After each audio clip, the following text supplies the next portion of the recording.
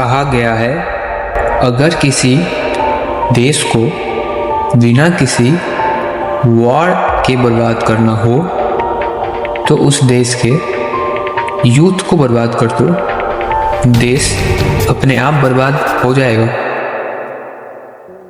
Hello guys, कैसे हैं आप? स्वागत करता हूं मैं आपका अपने यूट्यूब चैनल में। मैं आशा करता हूं कि आप अच्छे होंगे। और गाइस, हम जिस टॉपिक पे आज बात करने वाले हैं ना, वो थोड़ा सीरियस है, क्योंकि हम बात ही सोशल मीडिया पे करने वाले हैं। सोशल मीडिया जो हमारे आजकल के दौर में एक महत्वपूर्ण हिस्सा बन चुका है हमारी लाइफ का। अभी आप अपने आप को सोशल मीडिया के बिना इमेजिन भी नहीं कर सकते, क्योंकि हम कहीं ना कहीं सोशल मीडिया से बहुत ज़्यादा अटैच्ड हैं। गाइस, एक मिनट अपने आप को इमेजिन करिए, आपके हाथ में आपका फ़ोन है, बट उसमें व्हाट्सएप ना हो, इंस्टाग्राम ना हो, फेसबुक ना हो, यूट्यूब ना हो, स्नैपचैट ना हो। गाइस, आप इमेजिन भी नहीं कर पा रहे हो, आई नो। बट चलिए एक मिनट अपन बात करते हैं कि हम आखिर सोशल मीडिया पे करते क्या हैं।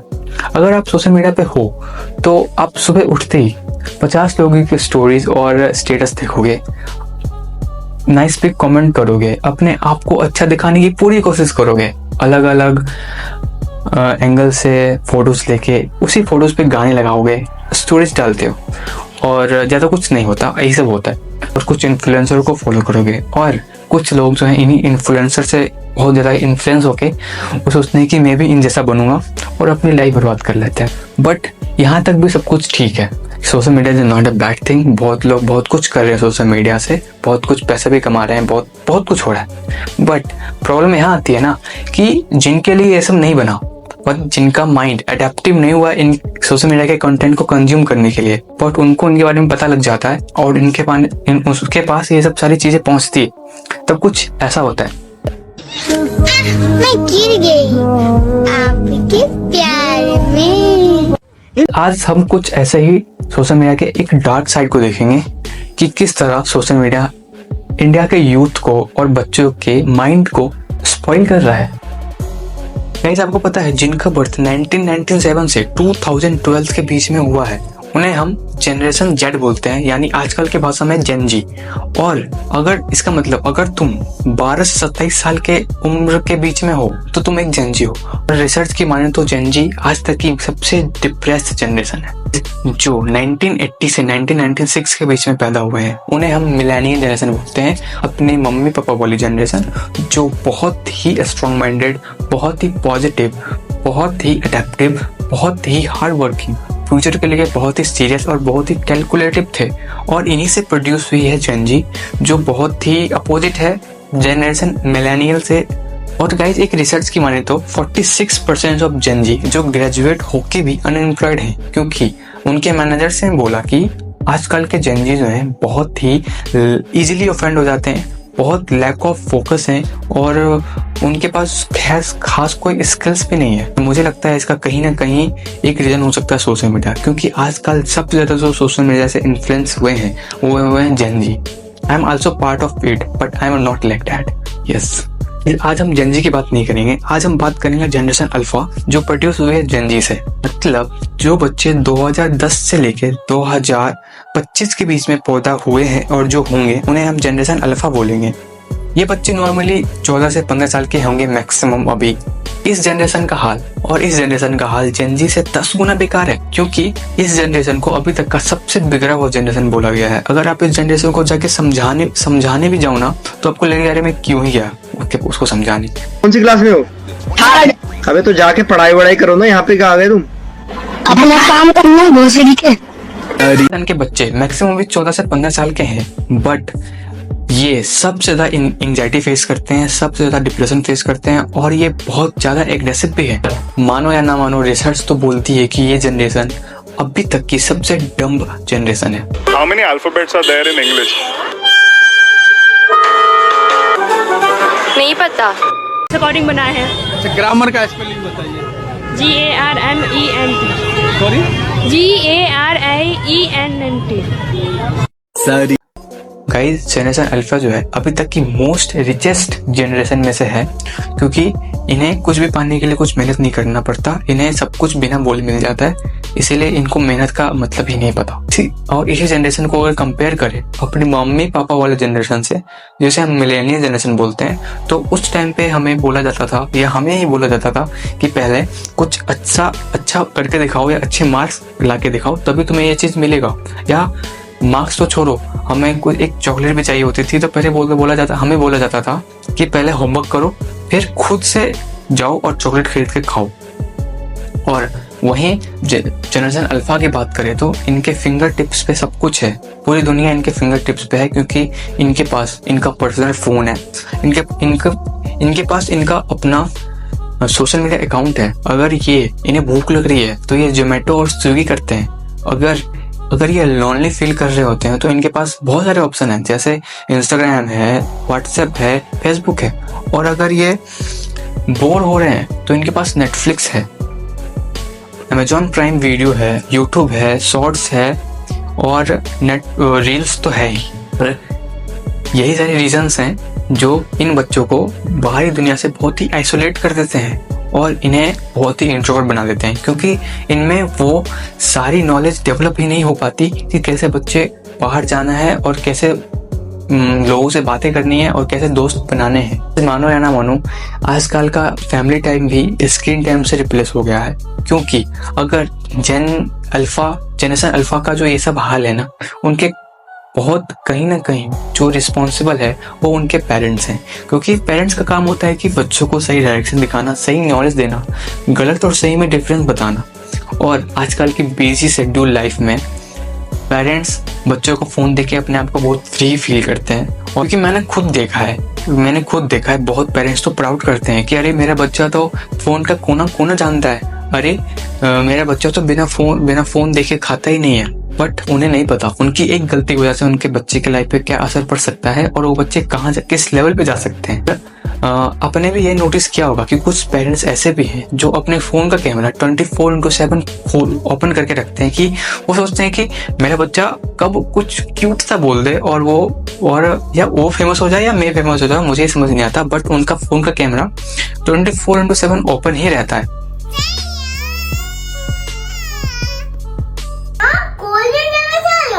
कोल्ड ड्रिंक डैडा ने लगाया है।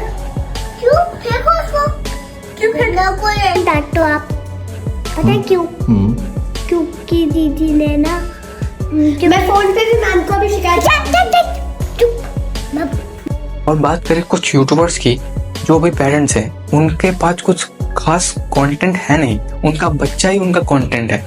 आपने बहुत सा नोटिस किया होगा ये बात, बट उनके हर थंबनेल पे उनके बच्चे का पिक्चर होता है और उनका नाम भी मेंशन होता है। उनके व्यूज का सोर्स ही उनका बच्चा है। स्कूल में पीहू की दादागिरी, पीहू ने राशि के घर पे कब्जा कर लिया, पीहू को फार्म की बिल्ली काट लिया, पीहू ने मम्मा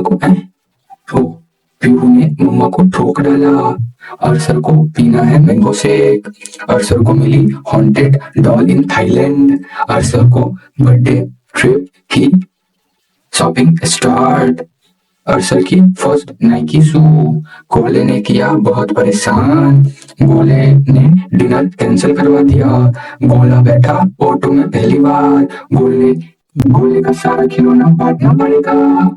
और बात करें टीचर्स की, तो टीचर्स का एक बहुत बड़ा भूमिका होता है बच्चे के परवरिश में। और क्या हो अगर सोशल मीडिया ने टीचर्स को ही अपने ट्रैप में फंसा लिया तो? टीचर कराओ, ठीक है तुम्हारी 2 चोटी है, तुम 2 चोटी क्यों नहीं करके आती? अरे इसकी तो बाल ही नहीं है।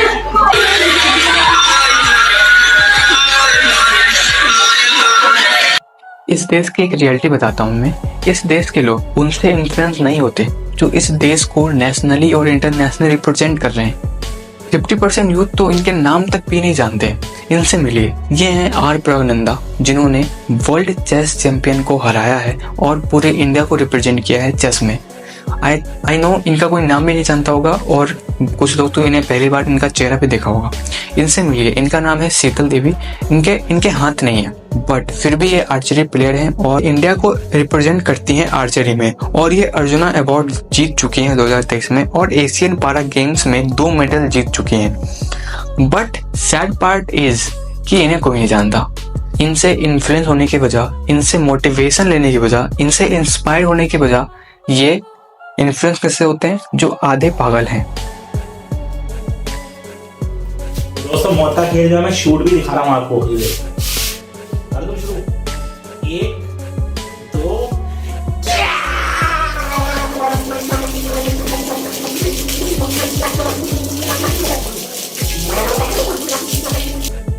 जो फेम और पैसे के पीछे भूखी हैं। पर पता है ये पिछली बार तो जस्टिन यही किया था ना कि यही वाला लाइव ना वो यूट्यूब पे डाल दिया था, तो उसमें भी बहुत पैसा आया था, मतलब लाइव से भी पैसा जो क्या जो इंडिया के यूथ को धर्म और जाति के नाम पे पागल बना रहे हैं। मेरे पूरे हिंदू समाज को बोलना चाहूंगा कि कृपा करके आपस में ना लड़ें। ये टाइम नहीं है लड़ने का, ना हमारा मन करता, ना हमें करनी चाहिए आपस में लड़ाई खासकर। और जितने भी लोग कम्युनिटी में बट रखे हैं, यादव, राजपूत, जाट, गुजर, बामण, 36 बिरादरी हमारी, ये सारी एक हो, लड़ाई बिड़ाई बंद हो। ये पूरी तरह से इन्फ्लुएंस हो जाते हैं ना, तब कुछ ऐसा देखने को मिलता है गाइस। स्टार्ट हो गई। तो हेलो गाइस, तो आज मैं करने जा रहा हूँ मौत का खेल। तो इस मौत के खेल में मेरी जान भी जा सकती है। तो ये तो भैया मेरी मदद कर रहे हैं। भैया आए कर दो आए। तो भैया ये मेरी मदद करेंगे मौत के खेल में, इसमें मेरी जान भी जा सकती है। तो भैया मदद करना, जरा वीडियो पकड़ना भैया, ये वीडियो पकड़ना। तो ये झूला है भैया वीडियो पकड़ना, घुमाओ भाई घुमाओ भाई भैया। तो भाई मैं यहाँ आ चुका हूँ। तो भाई भैया धीरे भैया धीरे कर दे। मत कर तुम्हें बोल रहा मत। गाइस आज के ज़माने में ना सोशल मीडिया ने किसी को नहीं छोड़ा, चाहे वो बच्चे हो या बूढ़े, वो सारे सोशल मीडिया के ट्रैप में फंस चुके हैं। छोटे छोटे बच्चे गाइस, जिन्हें A for apple, B for ball याद होना चाहिए, उन्हें ये सब सीखना चाहिए। वो hello guys, welcome to my blog, ये सब बोल रहे हैं। हेलो तो बाबा तो मेरे से फ्लो लाइए दो भैया तेरे कमी। हेलो दोस्तों, कैसे हो आप सब? सबसे पहले तो नमस्ते और प्रणाम। चलो आज का ब्लॉग शुरू करते हैं, चलो। और यहाँ तक फिर भी ठीक है, ये कुछ नया दिखाने के चक्कर में, कुछ नया करने के चक्कर में अपने आप को डेंजर में भी डाल रहे हैं। इस देख सकते हैं ये गाय हमें मारती नहीं है।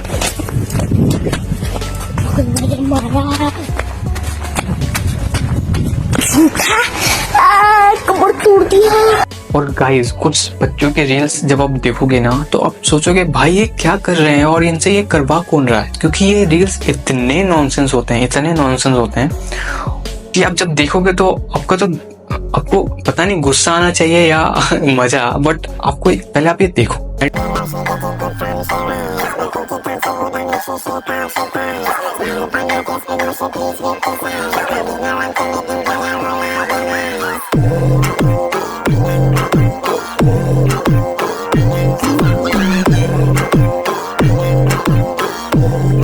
नो ये जब ये सब करते होंगे तो उनके दिमाग पे क्या असर पड़ता होगा।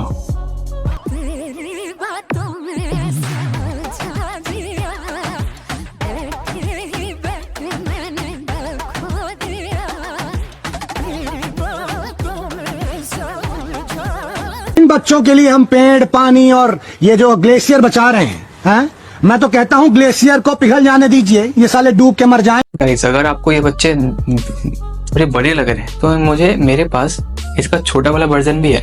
बेटा कुछ बन जाओ वरना छोड़ के चली जाएगी वो। तुम चाहे IPS ऑफिसर बनो या चक्की में काम करो, मैं सारी जिंदगी तुम्हारे साथ बिताना चाहती हूँ। Will you marry me, Manoj?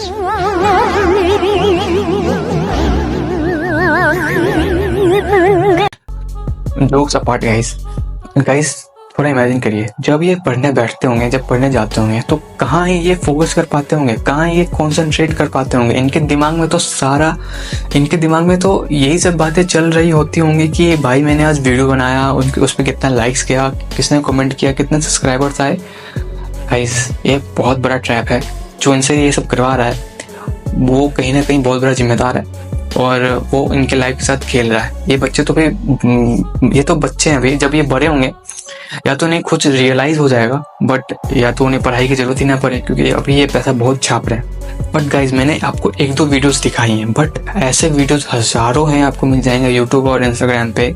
और कुछ बच्चों के वीडियो तो इतने वल्गर हैं, इतने एडल्ट हैं, जिसके बारे में मैं बात भी नहीं करना चाहता। बट खैर, ये तो बच्चे थे, आपको लगेगा अरे ये तो बच्चे हैं, जब बड़े होंगे तो अपने आप मैच्योर हो जाएंगे। बट आप इनके बारे में क्या कहेंगे?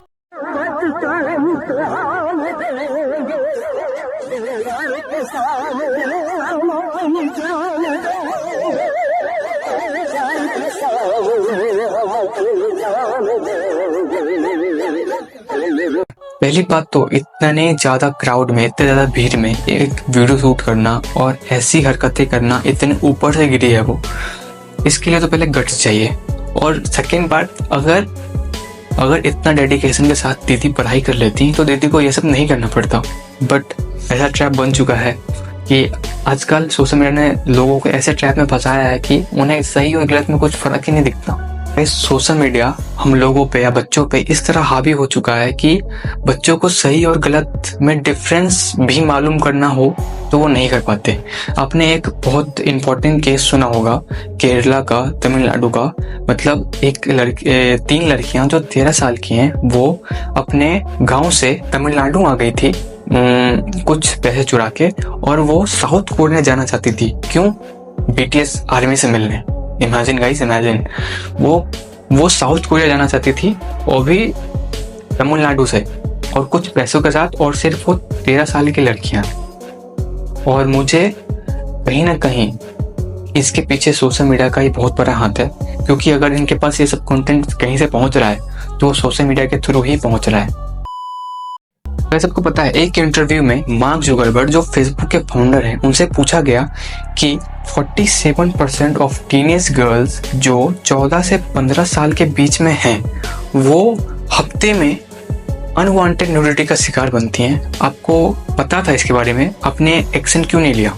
तो उनके पास कोई आंसर नहीं था और वो माफी मांगने के लिए भी तैयार हो गए थे। 37% of teenage girls between 13 and 15 were exposed to unwanted nudity in a week on Instagram. You knew about it. Who did you fire? Senator, this is why we're building all. Who did you fire? Senator, I don't think that's. You didn't take any significant action. It's appropriate to talk about. Do you know who's sitting behind you? You've got families from across the nation whose children are either severely harmed or gone, and you don't think it's appropriate to talk about steps that you took? Have you compensated any of the victims? Sorry? Have you compensated any of the victims? I don't believe so.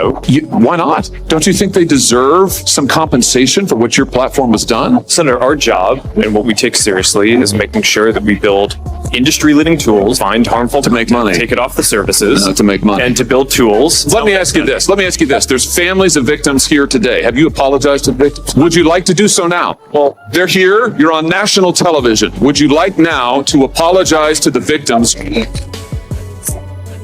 इससे क्या पता चलता है कि product बनाने वालों को पता है कि प्रोडक्ट कितना खतरनाक है, फिर भी एक्शन नहीं लिया जाता। तो आप समझते हैं अनवांटेड न्यूडिटी क्या होता है। गाइस, कुछ महीनों पहले ट्रेंड वायरल हो रहा था जहाँ पे लड़कियां गाने के बीट पे बिच आई एम स्टाइलिश कुछ नाम करके गाना था,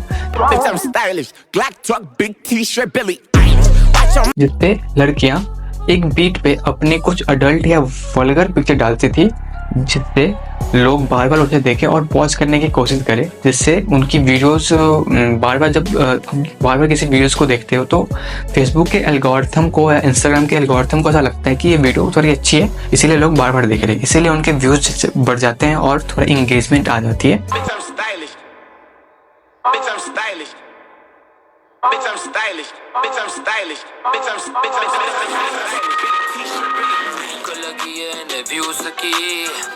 करे कन्फ्यूज ही इज्जत को डुबा दिया माटी में, पैसों की ऐसी क्या चुल।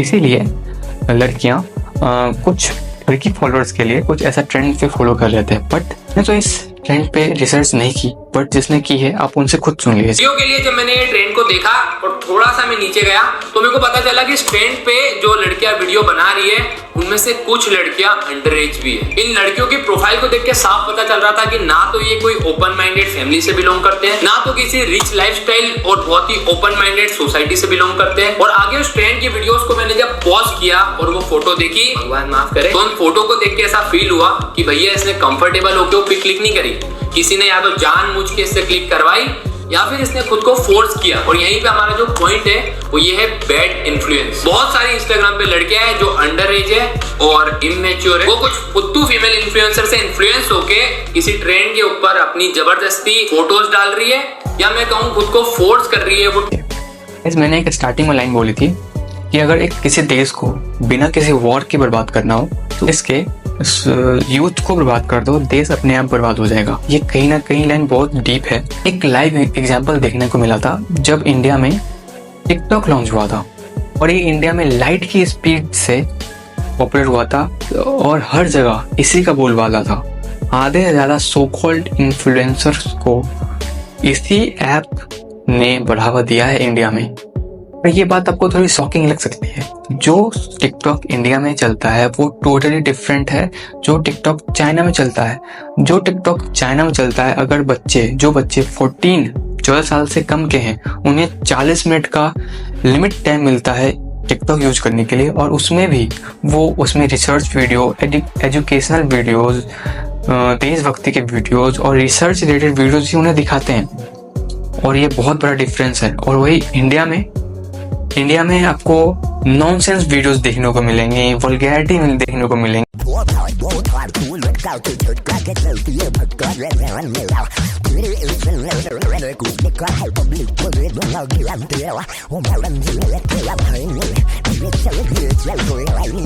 टिकटॉक को कॉपी करने के लिए आज के टाइम पे हजारों एप्लीकेशन आपको मिल जाएंगी प्ले स्टोर पे, जिसपे सिर्फ शॉर्ट वीडियोज आते हैं। और ये इतना वायरल हो चुका है गाँव में, देहातों में, जहाँ पे हर तरह के क्रिएटर्स मिलेंगे आपको और उस पर करोड़ों और लाखों में व्यूज है। मतलब वहाँ पे करोड़ों लोग उस वीडियोस को देख रहे हैं गाइस। और ये टिकटॉक सिर्फ इंडिया में बैन है और दूसरे देशों में भी ये टिकटॉक अभी भी चल रहा है और बहुत ही पॉपुलर हो रहा है और बहुत ही एडिक्टिव भी है। इसलिए मैं आपको इतना ही बोलना चाहूँगा कि अगर आप बच्चे हो तो सोशल मीडिया से दूर रहो, ये बहुत डेंजरस है, आपको भी पता नहीं चलेगा। और अगर आप पेरेंट्स हो तो अपने बच्चों को प्लीज़ सोशल मीडिया से दूर रखो, क्योंकि उनका दिमाग अभी डेवलप नहीं हुआ है ये सारे कंटेंट कंज्यूम करने के लिए। साथ जो प्रॉब्लम है वो इंटरनेट यूज करने से हुई है। मोबाइल और ये आईफोन आईपैड जो हम यूज करते हैं, इस वजह से इस बच्ची के मेंटली इसको प्रॉब्लम हुआ है। देखो, और तूने उससे क्या कहा कि वो खफा हो गई, तुझसे कहती थी मोहब्बत भी तेरे खिलाफ की वो गवाह हो गई, तूने इस कदर की बेवफाई करके उसका दिल तोड़ा, तुझसे कहती थी प्यार में भी साथ क्यों चला, तुझसे दूर अब जा रही, तुझे ना वो चाह रही, तुझसे दूर अब जा रही, तुझे ना वो चाह, तेरे बुलाने पे भी देखो पास अब जा रही। अब ऐसा में तेरा नीलाम हो गया, तेरा यार बदनाम सुबह शाम हो गया। क्या रे पुनीत, तू क्या समझता था अपने आप पर, तू ही सिर्री है। तुमसे बड़ा सिर्री बिल्लू बकचोद है।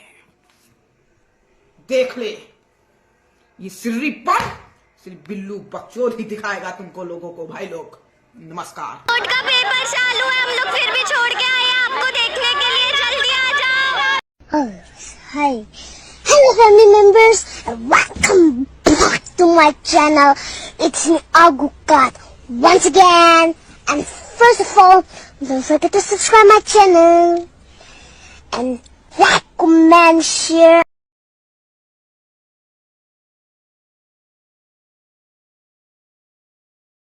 Hey guys, and do you know what this is? No, it's not a bowl of soup. You're so wrong. This is called a meditation bowl. Today I am going to make a new video, so please